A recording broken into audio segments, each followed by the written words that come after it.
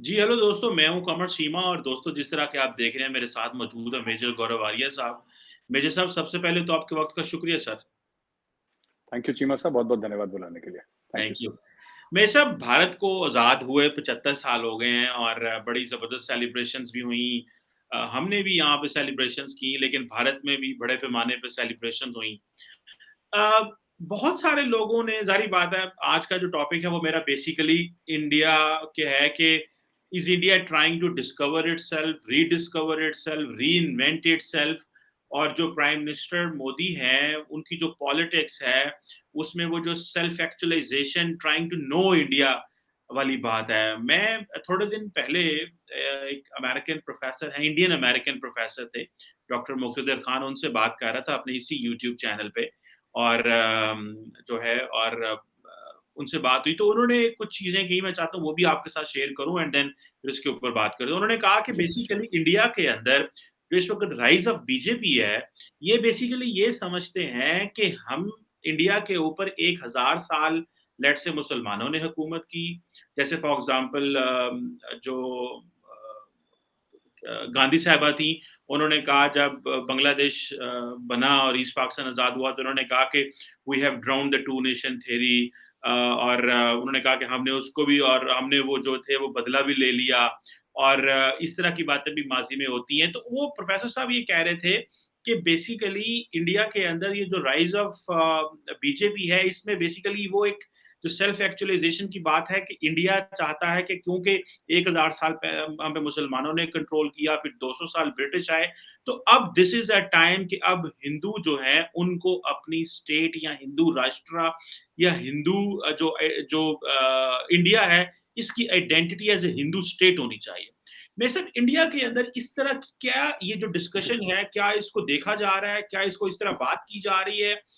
जैसे शशि थरूर ने कहा था कि प्राइम मिनिस्टर मोदी जब आएँगे पावर में तो ये कॉन्स्टिट्यूशन बदल देंगे क्योंकि इनके मैनिफेस्टो में भी लिखा हुआ था। बहुत सारी और चीज़ों भी थी।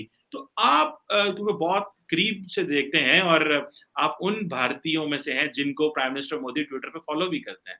तो हमें ज़रा बताएँगे the mindset and the thoughts जो आपको समझ आते हैं इस चीज़ में? जी। पहले तो चीमा साहब बहुत-बहुत धन्यवाद अपनी शो में बुलाने के लिए। चीमा साहब, पहली बात ये है कि जो लोग कहते हैं ना, इंदिरा गांधी ने बोला था कि ये 1000 साल की जो इस्लामिक रूल था या फिर टू नेशन थ्योरी, ये दिस इज़ नॉट फैक्ट। ये कहीं पे डॉक्यूमेंट नहीं हुआ है। ये एक अर्बन लेजेंड जिसको कहते हैं, ये इतनी बार रिपीट हो गया कि पाकिस्तान में सबको लगता है कि इंदिरा गांधी ने पक्का कहा है, क्योंकि किसी ना किसी ने किसी सोर्स से बात सुनी है। But the fact of the matter is कि मैंने इस चीज को कई जगह ढूंढा और गवर्नमेंट की आर्काइव्स में ये कहीं नहीं मिला, क्योंकि प्राइम मिनिस्टर कहाँ जाते हैं, किससे मिलते हैं, सारी की सारी चीजें नोटेड रहती हैं, nothing is personal. And Indira Gandhi ने कभी ऐसा अगर कमेंट करा होगा जो इतने पाकिस्तान में सबको पता है, तो it would have been said in an interview, in an official communication. कुछ उन्होंने कहा होगा जो कि एक ऑफिशियल दर्जा रखता होगा। मुझे आज तक नहीं मिला और मुझे नहीं लगता कि ये कहा है। This is an urban legend. Indira Gandhi ने ऐसा नहीं कहा। पहली बात। दूसरी चीज ये है कि ये कहना कि बीजेपी इस चीज के लिए अपने आप को रिडिस्कवर कर रही है, इंडिया इस तरीके से अपने आप को रिडिस्कवर कर रहा है कि 1000 साल मुसलमानों ने कंट्रोल करा और फिर 200 साल अंग्रेज। मुझे लगता है ये भी थोड़ी सी थ्योरी इसलिए गलत है चीमा साहब, क्योंकि फिर बीजेपी पूर्ण बहुमत, एब्सोल्यूट मेजोरिटी में, ठीक है, 2014 में क्यों आया? ये फीलिंग अगर 1000 साल पुरानी है तो आजादी के बाद आ जाना चाहिए था इसको। ये नहीं आया आजादी के बाद, क्योंकि ये फीलिंग नहीं थी। देखिए, मैं आपको बताता हूँ इसके पीछे ना, ये थोड़ा सा मामला कॉम्प्लेक्स है। Why 2014? Why not 2004? Why not 1994? Why not 1984? क्यों नहीं था? तब तो बीजेपी और अटल जी भी जो बने थे, अटल जी की पूर्ण बहुमत नहीं थी। He did not have absolute majority in parliament. वो भी सपोर्ट से बने थे। एनडीए की जो सरकार बनी थी, वो सपोर्ट से बनी थी अटल जी की। जब वो फिर सपोर्ट हट गया, उन्होंने वो फेमस स्पीच थी उनकी कि मैं जा रहा हूँ राष्ट्रपति जी को अपना त्याग पत्र देने के लिए, इस्तीफा देने के लिए। तो ये the situation is slightly more complex, and with your permission Cheema साहब, मैं थोड़ा सा समझाना चाहूंगा आपके व्यूअर्स को। ऐसा है कि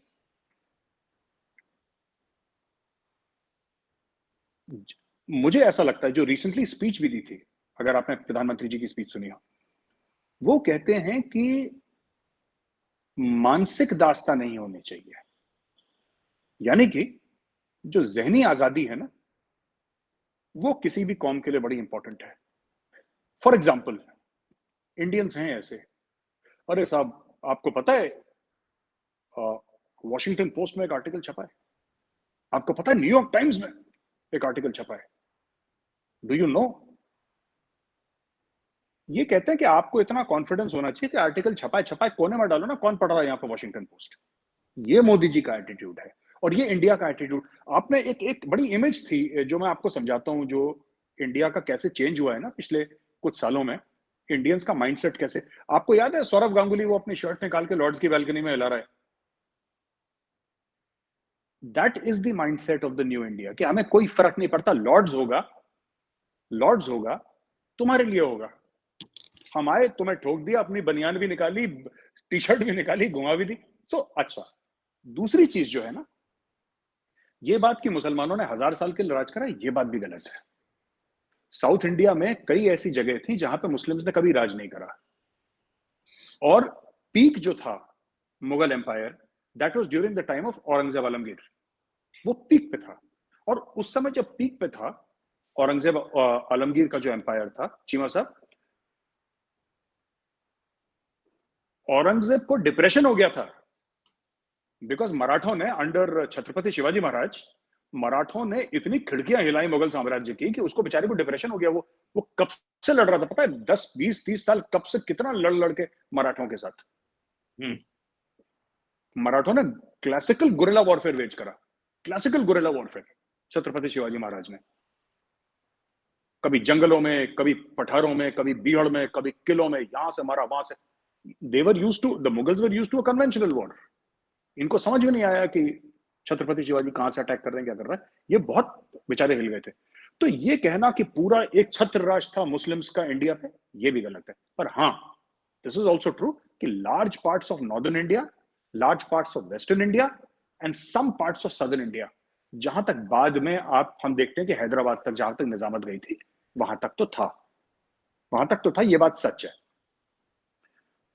जो ब्रिटिश रूल था, that was never Christian rule, that was British rule. जो मुस्लिम रूलर्स थे उन्होंने इस्लाम के नाम पे रूल करा, उनके सिक्कों के ऊपर कलमा लिखा गया या उनके सिक्कों के ऊपर इस्लामिक क्रेड। अंग्रेजों का कुछ नहीं था, अंग्रेजों का था क्वीन की फोटो बनाई और 1 रुपए 2 रुपए 3 रुपए जो भी उनको छापना था। They ruled in the name of the queen और the crown for that matter. Muslims ruled in the name of God. अब मैं बताता हूं कि ये भाजपा का, ये जो आरएसएस का या बजरंग दल का या विश्व हिंदू परिषद का क्या हुआ, जो मुस्लिम रूल था इंडिया पे वो तो पहले था, 1857 पे तो खत्म हो गया मुस्लिम रूल, उसके पहले भी नहीं था, खैर ईस्ट इंडिया कंपनी ने घेर रखा था, लेकिन 1857 के बाद फिर कंपनी राज खत्म हुआ और मलिका ब्रिटानिया का राज, या जो भी राजा था वहां पे उसका राज हो गया यहाँ पे, राइट। 200 साल करीब गोरे ने राज करा। सवाल ये पूछना चाहिए, और वो जो डॉक्टर साहब हैं खान साहब, आप उनसे जरूर पूछिएगा कि अंग्रेजों के खिलाफ कोई मलाल नहीं है दिल में, जबकि उनका राज रिसेंट है और उनका राज इक्वली ब्रूटल था। जलियांवाला बाग में गोली मारी थी कि नहीं मारी थी? जलियांवाला बाग में इनोसेंट लोगों को गोली मारी, काट दिया हजारों की तादाद में। भगत सिंह को किसने फांसी दी? औरंगजेब ने तो नहीं दी थी ना, शहीद भगत सिंह को। शहीद उधम सिंह को किसने मार दिया? औरंगजेब ने या बाबर ने तो नहीं मारा था ना, वो तो अंग्रेजों ने मारा था। लेकिन अंग्रेज के खिलाफ मलाल नहीं है, मुस्लिम रूलर्स के खिलाफ मलाल है। उसका रीजन है, अंग्रेज समझते थे कि हिंदुस्तान के ऊपर तुम चैन से राज कर सकते हो, इनके धर्म के साथ छेड़खानी मत करना, इनके कस्टम्स और ट्रेडिशंस को मत छेड़ना, बाकी तुम्हें इनसे लगान लेना है, इनसे टैक्स लेना है, तुम्हें जो ड्रामा करना है तुम करो, 100 साल और करो। The problem started even 1857, 1857 revolt क्यों हुआ था, उसका ट्रिगर क्या था, कारण कई थे उसके। डॉक्ट्रिन ऑफ लैप्स एक कारण था, वजूहत कई थी उसकी, एक नहीं थी वजूहत, लेकिन जो उसका मेन ट्रिगर था that was the grease cartridge incident. जब बोला कि सुअर और गाय की चर्बी मुंह से आपको निकालनी पड़ेगी फिर आप फायर करेंगे कार्ट्रिज, वहां से आग लग गई छावनी में, मेरठ की। मेरे घर से मुश्किल से 1 डेढ़ घंटा दूर है मेरठ, मैं नोएडा में रहता हूँ, यूपी में है मेरठ। जब मंगल पांडे ने बोल दिया कि नहीं ये आजादी की लड़ाई है और ये शुरू हो गई, यहां से बात यह है कि जो आम हिंदूज के दिमाग में जो बात है, या उनके जहन में बात है, दिमाग में नहीं जहन में जो बात है, उनके दिल में भी, दिलो दिमाग में ये बात है कि ये जो कन्वर्जेंस हुए बाय द स्वॉर्ड, ये जो टेम्पल, अंग्रेजों ने कोई मंदिर वंदिर तोड़ के चर्च नहीं बनाया, दे आर नॉट इंटरेस्टेड। अंग्रेज कहते थे पैसा लाओ यार, बस नोट की बात करो, बस टॉक मनी, टॉक कैश, राज की बात करो, गद्दी पे कौन बैठेगा ये बात करो। बात ये होती है कि जैसे यू आर अ प्रैक्टिसिंग मुस्लिम चीमा साहब, ठीक है, मैं एक दो बार आपको उल्टी सीधी बात कर दूंगा, गाली गलौज बात कर दूंगा, तो हो सकता है कि आप यारी दोस्ती में टॉलरेट कर लें, आप छोड़ें यार, राइट, ये हो जाता है। या फिर मैं आपके ऊपर राज कर रहा हूं और आप मेरे गुलाम हैं, आप झेल जाएंगे। मैं जिस दिन धर्म पे आऊंगा आप तलवार उठा लेंगे, ये माइंडसेट है। मैंने इस्लाम के बारे में गलत बोला, तलवार उठा लेंगे 2 मिनट के लिए। बाकी मैं चीमा साहब को, कमर चीमा को, मैंने कमर चीमा बुरा आदमी है, डकैत है, ये है, आप कहेंगे छोड़ो मत ही मारो यार, बकवास है बंदे की ना, बोलने दो उसको। ये माइंडसेट होता है बंदे का। मुस्लिम रूलर्स ने कभी इस चीज का ध्यान नहीं दिया कि ये जो सिविलाइजेशन है ये हजारों साल पुराना है, और अगर आप धर्म के साथ छेड़खानी करेंगे तो इसका बैकलैश होगा, आज नहीं तो कल, नहीं तो 100 साल के बाद बैकलैश होगा। एक जमाने में हिंदुओं के पास इंटेंट था लेकिन कैपेबिलिटी नहीं थी। 2014 में इंटेंट भी आ गया और कैपेबिलिटी भी आ गई।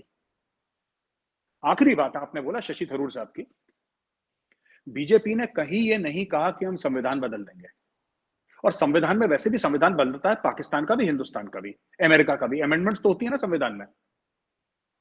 बट जो उन्होंने तासुर दिया, जो उन्होंने एक इंडिकेशन दिया शशि थरूर साहब ने कि साहब मतलब ये कैंसिल कर देंगे संविधान को और एक नया संविधान लिख देंगे, ऐसा तो नहीं हुआ। और मोदी जी अगर चाहें तो मोदी जी के पास 300 से ऊपर सीटें हैं पार्लियामेंट में, वो कोई भी लॉ चेंज कर सकते हैं, उनको कौन रोकने वाला है, पर नहीं करा उन्होंने। नहीं हुआ कुछ, ऐसा कुछ भी नहीं हुआ और ऐसा होगा भी नहीं, because our institutions are simply too strong, they are simply too strong for 1% to इसमें। और मुझे नहीं लगता कि उनकी कोई मंशा भी है ऐसे करने की। और जो हिंदू राष्ट्र का कॉन्सेप्ट है ना, आखिरी चीज चीमा साहब, देन वी कैन, मैंने ज्यादा टाइम ले लिया आपका। नहीं, नहीं, चीमा साहब, जो जो हिंदू राष्ट्र का कॉन्सेप्ट है ना, हिंदू राष्ट्र का concept, it is of course a physical concept, but it is also a moral concept. जो हिंदुत्व कहते हैं, Hindutva is the Sanskrit word for Hinduism. Hinduism को लोग अच्छा मानते हैं, हिंदुत्व को लोग कहते हैं कि साहब ये तो गलत चीज है। Is the same thing, there is no difference. Hindutva ये नहीं कहता कि मुसलमान सेकंड क्लास सिटीजन होगा, ये नहीं कहता है, क्योंकि there is no concept of, in our religion, in Hinduism there is no, जैसे आपके यहाँ है कि काफिर है ये मोमिन है, हमारे यहाँ वो कॉन्सेप्ट है ही नहीं कि काफिर है मोमिन है। ये हमारी किसी भी किताब में देख लीजिए, ये है ही नहीं कॉन्सेप्ट। ये हमसे छोटा है और ये स्वर्ग जाएगा, ये नर्क जाएगा, ये जहन्नम जाएगा, ये इसलिए जाएगा क्योंकि इसने, ये इब्राहिमिक फेथ्स का कॉन्सेप्ट है, जुडाइज्म का है, क्रिश्चियनिटी का, इस्लाम का है। हिंदुइज्म का ये कॉन्सेप्ट है ही नहीं। हिंदुइज्म कहता है कि कर्म प्रधान है, जन्म प्रधान नहीं है। यानी कि आप मुसलमान पैदा हुए या आपने इस्लाम कबूल करा तो आप जन्नत जाएंगे, अगर आपने माफी कर ली, तौबा कर ली, X Y Z, there is a set pattern, set formula. यहां पे कहते हैं कि कर्म प्रधान है, अगर तुम अच्छे काम करोगे तो तुम स्वर्ग जाओगे, बुरे काम करोगे तो नर्क जाओगे। अब मुझ जैसा आदमी, मेरी तो हरकतें ऐसी अच्छी, मतलब मैंने तो नर्क ही जाना है पक्का, और मेरे सारे दोस्त भी वहीं पे मिलेंगे, ठीक है, तो मुझे लगता है मेरी वहां पे जगह फिट है। बट हैविंग सेड दैट, ये कॉन्सेप्ट है कर्म प्रधान का। कर्म यानी कि व्हाट यू डू, जो आप करते हैं उसको कर्म बोलते हैं। कर्म also has other meanings also, fate, karma जिसको अंग्रेज कहता है ना, दिस इज कर्मा, अंग्रेज अपने एक्सेंट में बोल देते हैं। पर कर्म करना यानी कि अपनी ड्यूटी करना, अपना फर्ज निभाना, वो जो आप करेंगे उस पर डिसाइड करेगा कि अब मरने के बाद आप कहां जाते हैं। आपका फेथ, आपका रिलीजन, आपका भगवान, आप किसको सजदा करते हैं वो डिसाइड नहीं करेगा, what you do will decide where you go. और ऐसे भी हिंदू हैं, इससे भी डिसएग्री करते हैं। हिंदू कहते हैं कि कोई स्वर्ग नर्क नहीं होता, और जो भी हिसाब होता है इसी दुनिया में हो जाता है, इसके बाद कुछ नहीं होता, ऐसा भी है। तो इट्स ऑल, मतलब अलग अलग लोगों की आस्थाएं हैं, और हिंदू धर्म सबको साथ लेके चलता है। बिल्कुल ठीक है। मेरे साहब ये आपने बड़ा एक इलैबोरेटिव अंदाज से बताया है, और ये जो आपने बात की मलाल की, ठीक जी। है? मलाल हम कहते हैं दुःख को या एक फीलिंग को, कि जिसमें मतलब you got, you someone felt it कि यार ये इन्होंने गलत किया। तो ये जो फीलिंग है कि कि जी मुसलमानों ने गलत किया या बाय फोर्स चेंज करने की कोशिश की या मंदिर तोड़े या ये सारा कुछ हुआ, कि ये तो ज़ाहिर बात है एक पर्सनल लेवल पे होगी, मुआशरे के लेवल पे होगी, और वो ज़ाहिर बात है वो हमें कहीं न कहीं स्टेट में वो कहीं न कहीं प्रिवेल करती नज़र आती है। अब आपने एक बात की है कि इंटेंशन थी पर कैपेबिलिटी नहीं थी। पर 2014 में कैपेबिलिटी भी आ गई, ठीक है? सो ये जो कैपेबिलिटी है, इंटेंशन थी और कैपेबिलिटी है, ये कैपेबिलिटी आपने कहा कि उनके पास 300 सीटें हैं, लेकिन वो कुछ बदलना चाहें तो वो बदल सकते हैं, लेकिन वो बदल नहीं रहे। सो ये किस चीज़ की कैपेबिलिटी है? मतलब र र वो जो फॉर एग्ज़ाम्पल ये क्या ट्रांसफ़ॉर्म करना चाह रहे हैं? मतलब जो जो कि बड़ी इम्पोर्टेंट चीज़ है हमारे लिए, क्योंकि लेट्स से हम ब आपने कहा कि जी वॉशिंगटन पोस्ट में एक आर्टिकल है, क्या फ़र्क पड़ता है? कौन इंडिया में पढ़ता है? ज़ाहिर बात है इंडिया में तो लोग नहीं पढ़ते, बाहर तो पढ़ते हैं ना कि व्हाट्स गोइंग ऑन, जो मतलब वो ज़ाहिर बात है सारा कुछ इंडिया में तो नहीं पढ़ा जाता। इंडिया के बाहर भी इतनी बड़ी दुनिया जो पढ़ती है चीज़ें कि भई ये क्या है? जैसे पाकिस्तान के बारे में जब ब्लूमबर्ग हमारी इंसल्ट कर रहा होता है, वॉशिंगटन पोस्ट हमारी कह रहा होता है, जनाब उनकी इकोनॉमी डूब रही है, उसने ये कर दिया, तो हमें तो बड़ा फ़ील होता है यार ये देखो, हमें तो अच्छा प्रेस भी नहीं मिलता। मतलब मुझे तो पर्सनली फ़ील होता है किसी और को ना। तो ये जो चीज़ है, इसको ये क्या कैपेबिलिटी किस चीज़ की अब आ गई है और क्या करना चाहते हैं? हुँ, और ये जी। जो अभी ये जो कैम्पेन चली थी हर घर तिरंगा, तो इसको भी थोड़ा-सा बता दें, इज़ दिस के ये टू इंजेक्ट मोर नेशनलिज़्म, या क्या आप समझते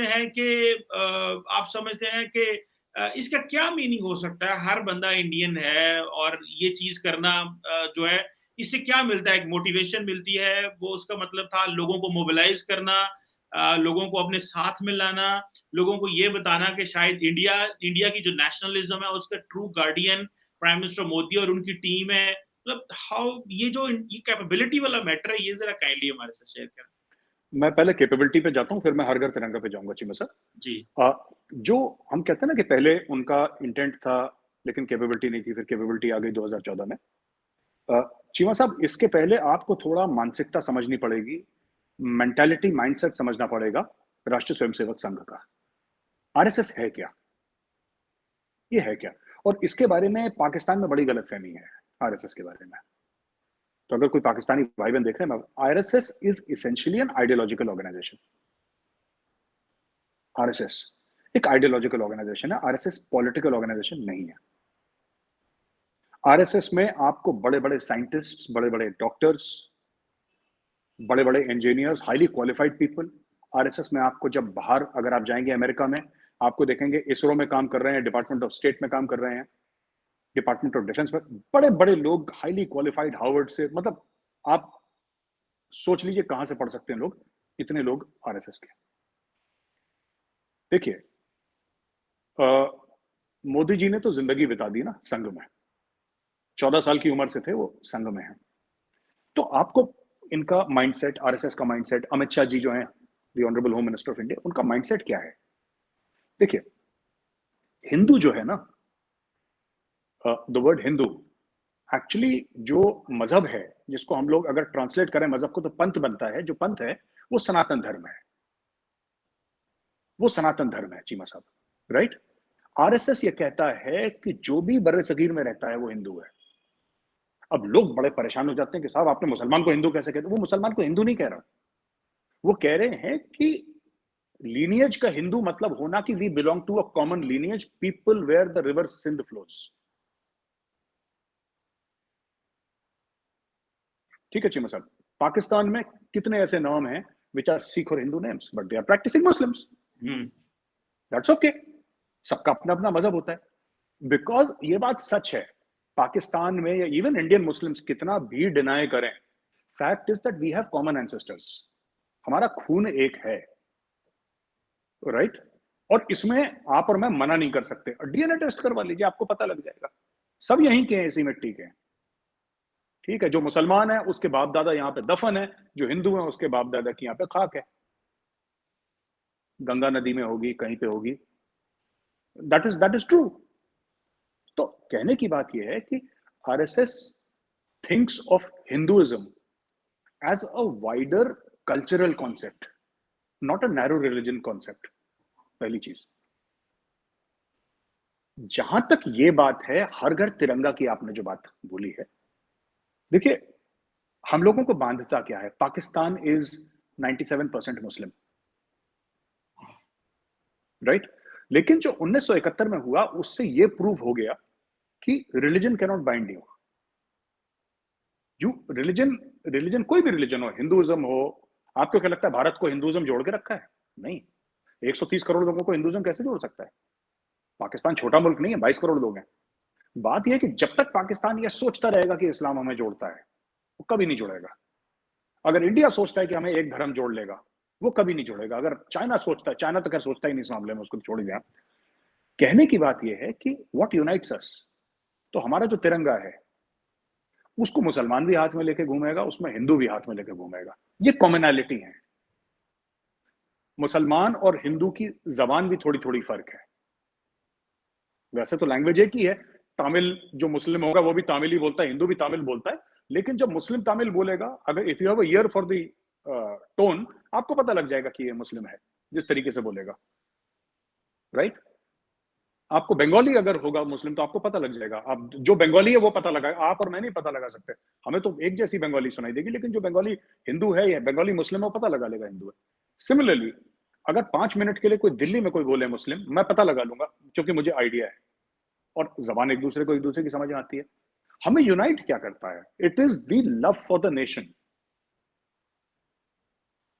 कोई मस्जिद में जाके सजदा करता है, कोई मंदिर में जाके पूजा करता है, ठीक है ना? कोई वेजिटेरियन है, वैसे हिंदूज में भी काफी लोग नॉन वेजिटेरियन खाते हैं, बट एक बात बता रहा हूं, कोई वेजिटेरियन है, कोई नॉन वेजिटेरियन है, ठीक है?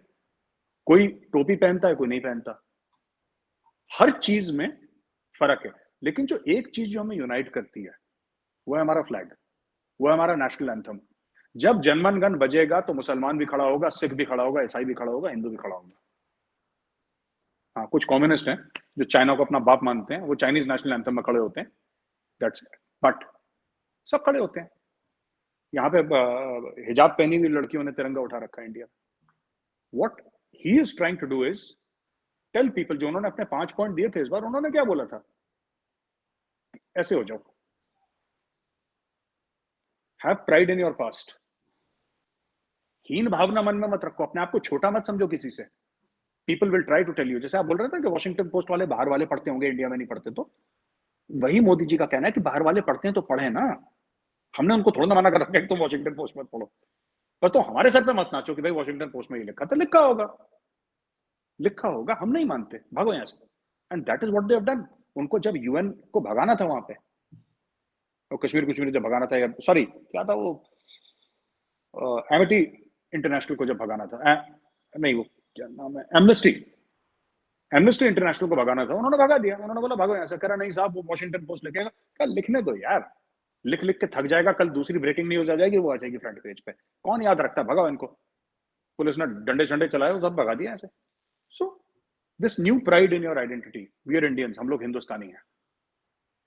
आपने पुष्पा फिल्म देखी है ना? नहीं देखी आपने? उसका डायलॉग सुनना। उसमें ऐसे कहता है कि अब झुकेगा नहीं, झुकने का नहीं चीमा साहब, दुनिया कुछ भी बोले। और ये जो इमरान खान साहब ने प्ले करा था ना कि अपने रैली में, वो जयशंकर साहब का, बा, बात यह है कि इंडिया आज से 60 साल पहले, जब इंडिया के पास पैसा नहीं था, लोग भूख से मर रहे थे इस देश में।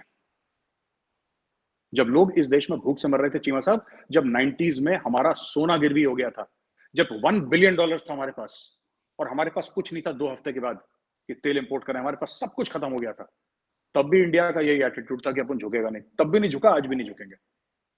And this is the nature of the people. आप, हाँ, बट वही चीज है जो मैंने पहले बोली थी, वो मलाल जो है ना, मलाल, उस चीज को जब तक न छेड़ो तो गाड़ी चलती रहती है। बात वही है, जहां तक मेरी लिमिटेड समझ है चीमा साहब। बिल्कुल ठीक, बिल्कुल। मैं सिर्फ एक छोटा-सा आखिरी सवाल इसी जी रेफ़रेंस में करूँगा, ये मलाल के रेफ़रेंस से ही, जो जी मैं वो एक वो किया। जो ये बात सही है आपकी, आप जब किसी के मज़हब को छेड़ते हैं, तो वो फिर यू जब आप किसी को डिमोनाइज़ करेंगे, किसी के खुदा को बुरा-भला कहेंगे, भगवान को कहेंगे, दैट्स फैक्ट। मतलब बुरा लगता है, इसमें तो कोई शक ही नहीं है। ताल्लुक, दोस्ती अपनी जगह है, जो जिसको बर्दाश्त कर लेगा, लेकिन मज़हब एक लिमिट है कि भाई इससे ज़्यादा नहीं है, एक जो है ना वो। मेरे साहब यही चीज़ कही जा रही है, जो इतनी दुनिया बोल रही है, लिख रही है, और इंडिया के मुसलमान, क्या इंडिया के मुसलमानों के अंदर भी कोई मलाल आ रहा है कि शायद उनसे कोई बदला लिया जा रहा है, या उन they are not getting a fair deal? मतलब फॉर इंस्टेंस मैं आज से 15 साल पहले मैंने बीबीसी पे एक शो देखा, जो टिम सेबेस्टियन हुआ करते थे, आजकल वो जी, डीडब्ल्यू में बिल्कुल। होते हैं। हाँ, तो जी, जी, उन्होंने बिल्कुल। एक शो किया, are Muslims getting a fair deal in India? तो उस वक़्त जो सचिन पायलट थे, आई थिंक जो कांग्रेस में हैं, और एमजे अकबर वहाँ बैठे हुए थे, और अभी ये जो खातून को जिसको उन्होंने पकड़ा अंदर हुई थी, वो थी। तो मैंने उस डिबेट को बड़े ध्यान से सुना, लोगों ने क्वेश्चन किया, and I am talking of this story I watched it back in 2007 में मैंने देखा वो, 8 में या 9 में कर ले, सॉरी 9 में मेरे ख्याल। तो मैंने आज से इतने साल पहले कि आप मुस्लिम्स गेटिंग अ फेयर, तो ये जो क्वेश्चन है कि वो जो मलाल वाली बात है, आप समझ रहे हैं क्या ये कहीं मुसलमानों में आ रही है कि वो जो मलाल इनको हुआ था, जो इन्होंने फील किया, आज ये हमें ये फील कराना चाहते हैं। जैसे कि अभी पिछले दिनों एक बात हुई कि जी अब इस वक़्त कोई भी जो इंडियन पार्लियामेंट में, I think if I am not wrong, या उसमें सॉरी पार्लियामेंट में तो कर रहा होगा, इंग्लिश इंडियन गवर्नमेंट में कोई मुसलमान जो है वो नहीं रहा। एक मिनिस्टर साहब थे, वो रिमूव हो गए, उनका टेन्योर खत्म हो गया। तो ये क्या, आई थिंक वो अपर हाउस में थे। तो ये भी एक चीज़ आ रही है। हालाँकि मैं ज़ाती तौर पे समझता हूँ इससे तो कोई फ़र्क नहीं पड़ता, क्योंकि मिनिस्टर्स आते-जाते रहते हैं। लेकिन ये क्या मुसलमानों की भी अब दोबारा मलाल आएगा कि यार ये हमें, they are making us feel जो पहले हुआ था? मुझे लगता नहीं है ये बात सच है चीमा साहब। मुझे लगता है कि इसमें देखिए, are Muslims getting a fair deal in India? I would like to ask you, are Hindus getting a fair deal in India? Actually क्या होता है मैं आपको बताता हूँ। इसके ना बड़े ये प्याज़ जैसा है ना, एक के बाद एक परत खुलती रहती है, कुछ और निकलता है। बात ये मुझे लगता है कि जो मुस्लिम लीडर्स हैं, उन्होंने एक विक्टिमहुड का नैरेटिव बना रखा है। कुछ भी होता है, कुछ भी होता है भारत में, कश्मीर में हो, कन्याकुमारी में हो, तमिलनाडु में, राजस्थान में, दिल्ली में, पंजाब में, ओवैसी साहब को एक बयान दागना ही दागना है। अब आप ये चेक करें कि जो पार्टी है नीतीश कुमार जी की, जो कि मुख्यमंत्री हैं बिहार के, is the minister, chief minister of Bihar, उनकी मेरे हिसाब से 14 या 16 कुछ ऐसी सीटें हैं। मैं I don't know, we can check, हो सकता है मैं गलत बता रहा हूं आपको, बट उनकी टू फिगर्स में सीट है लोकसभा में उनकी पार्टी की। आपने नीतीश कुमार जी का कोई बयान सुना? इस भाई की एक डेढ़ है, ये ऐसे उछलता रहता पॉपकॉर्न, हर रोज कुछ ना कुछ, ये हो गया, मुसलमानों को ये कर दिया, ये कर दिया। अच्छा, आप एक बात, इसका भाई कहता है कि 15 मिनट के लिए पुलिस हटा दो, फिर हम हिंदुओं को दिखाते हैं। अब आप एक बात बताइए चीमा साहब, मैं आपसे पूछता हूं, ये डरा हुआ मुसलमान है ये? इनको देखिए, बात है ना, ये गेम है और हमें गेम समझना पड़ेगा। इनको पता है कि कोई इनका नहीं बिगाड़ सकता कुछ, क्योंकि इनको फ्रीडम ऑफ स्पीच है अंडर द इंडियन कॉन्स्टिट्यूशन। तो under the freedom of speech ये लोग दागते रहते हैं गोलियां बीच बीच में से। तो देखिए, बात यह है कि मुस्लिम्स को मैं आखिरी में सिर्फ एक बात करूंगा कि मुझे लगता है कि मुस्लिम्स मस्ट, और कर भी रहे हैं, ऐसी बात नहीं है, there are highly highly qualified Muslims and all that. आप हमारी किसी भी फील्ड में आप देख लीजिए ना, बिजनेस की और ये सब की ना, हर जगह आपको मुस्लिम्स दिखेंगे, ऐसी बात नहीं कि नहीं दिखेंगे आपको। Right from the film industry to the cricket team to business to armed forces, तो एवरी, हमारे आर्मी में, नेवी में, एयरफोर्स में जनरल्स लेवल है, lieutenant general, major general, brigadier, भरे पड़े हैं मुसलमान। राइट, जबकि जो सबसे सेंसिटिव इदारा है इंडिया का, आपके इसरो में है मुस्लिम्स, वो sending part of the team which is sending rockets to space. तो ये कहना कि नहीं, वो उनको ये सेंडिंग दिखाया जा रहा रॉकेट्स है कि टू भाई space and sending rockets to Pakistan. नहीं, वो उसमें भी आपको मिल जाएगा कोई ना कोई वहां पे। तो बात ये चीमा साहब कि मुझे ऐसा लगता है कि देखिए, परेशानी तो है, मैं आपको ये नहीं कहूंगा कि परेशानी नहीं है। अगर मैं आपको ये बोल दूंगा कि चीजें परफेक्ट है चीमा साहब, तो I would be telling a lie. But ये ना बहुत बड़ा चढ़ा के बोला जाता है, बहुत बड़ा चढ़ा के बोला जाता है हर चीज को, और पॉलिटिकल रंग दिया जाता है कि इससे, ओवैसी साहब इस चक्कर में है कि कोई मछली हुक मुंह में दबा ले और यार मेरी कुछ सीटें निकल जाएं। सबका गेम वही है। आज तक ओवैसी साहब ने प्राइम मिनिस्टर को यह नहीं बोला कि मैं चाहता हूं कि यहां पे मुस्लिम एजुकेशन के बारे में आप क्या कर रहे हैं, नहीं बोलेंगे ये। क्योंकि जिस दिन मुसलमान भारत में ऑलरेडी पढ़ा लिखा है, ऐसी बात नहीं है, जिस दिन आम मुसलमान एक लेवल पे पहुंच गया तो ओवैसी साहब से पूछेगा, बोलेगा जी साडा हक इत्थे रख, then you have no answer. तो जब तक कोई पढ़ा लिखा नहीं होगा ना, तब तक आप उसको घुमा सकते हैं कि इस्लाम खतरे में है। ये हर दूसरे दिन तो इस्लाम खतरे में आ जाता है इंडिया में। ये जो मुस्लिम लीडर्स हैं, पता नहीं किस चीज के लिए आ जाता है खतरे में। आप बताइए, मोदी जी ने बदल दिया क्या कॉन्स्टिट्यूशन? नहीं बदला ना। 8 साल होने को आ रहे हैं इनको, 2024 में 8 साल हो जाएंगे। बदला? नहीं बदला। 2 साल देख लीजिएगा, नहीं बदलेंगे। उसके बाद 2024 में मोदी जी फिर जीत रहे हैं, मैं आपको आज बता रहा हूं, फिर नहीं बदलेंगे। It's not going to happen. But डराने में अच्छा है कि मैं मुसलमानों को डरा देखो यार, कॉन्स्टिट्यूशन चेंज होने वाला है। अब सीएए था, आई जस्ट टेक 1 मिनट मोची में सर। कांग्रेस पार्टी ने क्या बोला? CAA was meant for foreigners. CAA का हिंदुस्तानी मुसलमान या हिंदुस्तानी हिंदू से कोई लेना देना नहीं। जो सीएए था, that was supposed to be for Pakistan, Bangladesh and Afghanistan. उसका इंडियन से कोई मतलब नहीं। सारे मुसलमानों को निकाल देंगे भारत से, देख लेना। मैं बता रहा हूं, बस मोदी मोदी आ गया, मोदी का पहला काम होगा, देखना यही काम करेगा। अच्छा, कुछ नहीं हुआ और चुप बैठे हैं, फिर कोई दूसरा नया शगुफा छोड़ेंगे। तो ये इंडिया में चलता रहता है, इसको ज्यादा सीरियसली ना लें आप।